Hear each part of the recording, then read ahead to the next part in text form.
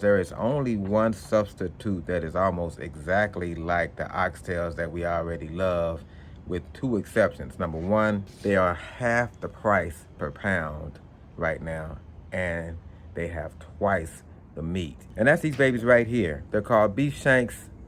They're sometimes referred to as beef shank cuts. You can also find them listed as ossobuco. Ossobuco. I don't think I'm saying it right. Look at the size of these things, man. Don't they look like a giant oxtail? And you still get the bone in the middle. Look at all that bone marrow, man. Here in Dallas, HEB sells a 4-pack of these. That's about a 3-pound package for like $17 and some change, man. That's like $5 and some change per pound. It is the only option out there that has everything you love about oxtails. They even cook up like oxtails. So we're getting ready to get right into this cook right now. Now, when I started handling these things, I noticed they were kind of wanting to separate from the bone. So I decided to use some cooking twine and tie them up so that they'll stay together as I'm flipping them.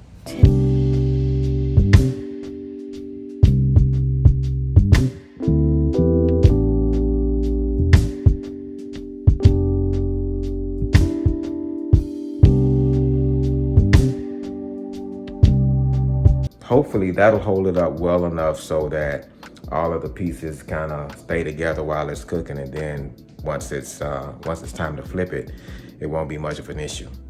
All right, now it's time to go out there and get the grill ready. I know I'm just gonna set it up for a low and slow cook using the slow and sear, and then I'm gonna let it come up to temp, and then we'll get these shanks on.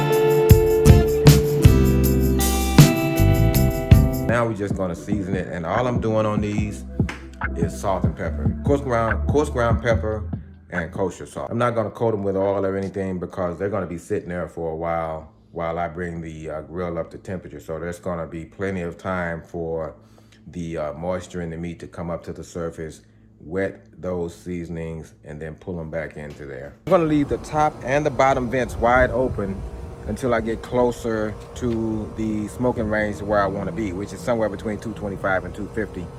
Doing that just helps speed the process along. If you have your bottom vents closed down to a quarter open, it's going to take a very, very long time for you to get your grill up to the right temperature. So leaving them both open until you get close and then closing them down works a lot better, saves a lot of time.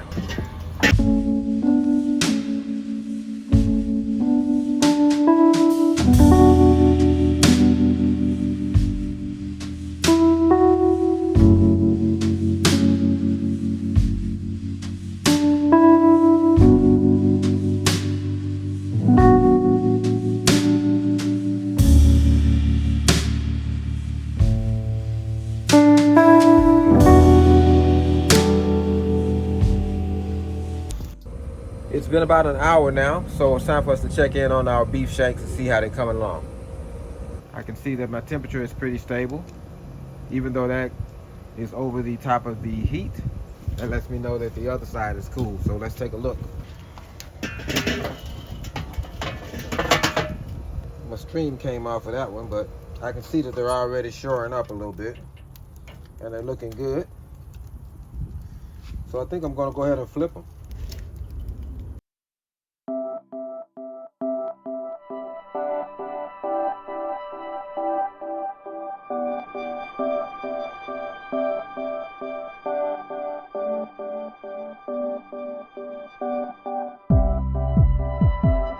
Yeah, man, those are coming along well. So I think I'm gonna go in here and get a little apple cider vinegar and spritz them, and then go for another hour.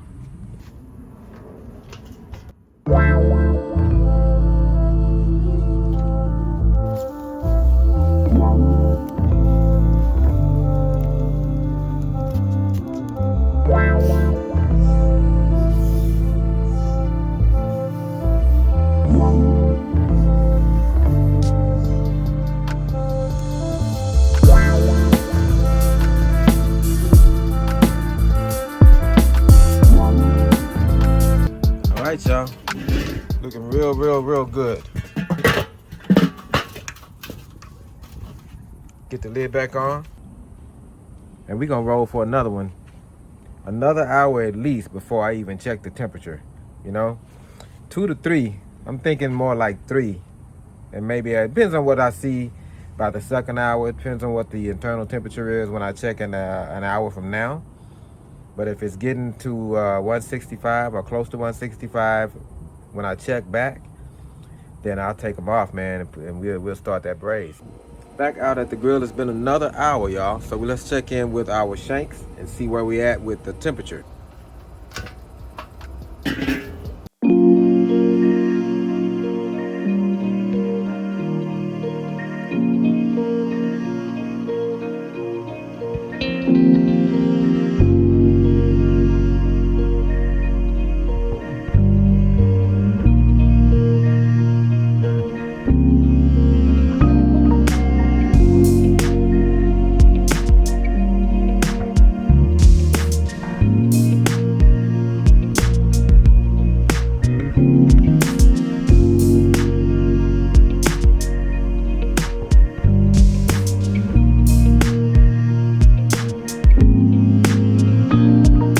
What I need to do now is get in here and get this braise ready, man. It's time to put them in the braise and finish the rest of them.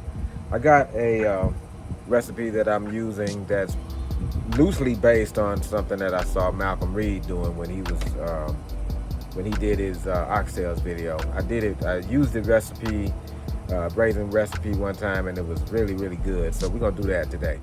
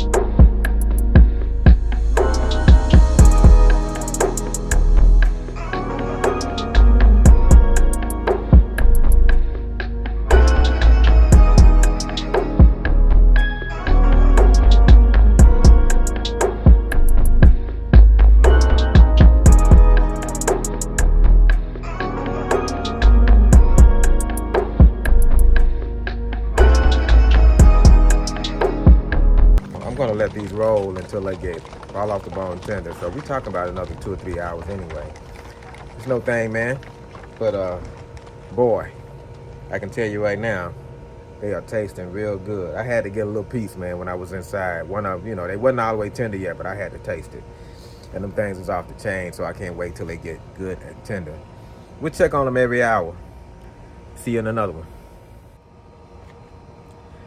All right, it's been about a half an hour since I put everything into the braise and put the pot on the grill. So I just want to take a look because not everything would fit down into the braise. So I just want to come out here and just kind of make sure I'm getting things rotated. So the stuff on the tops doesn't end up drying out.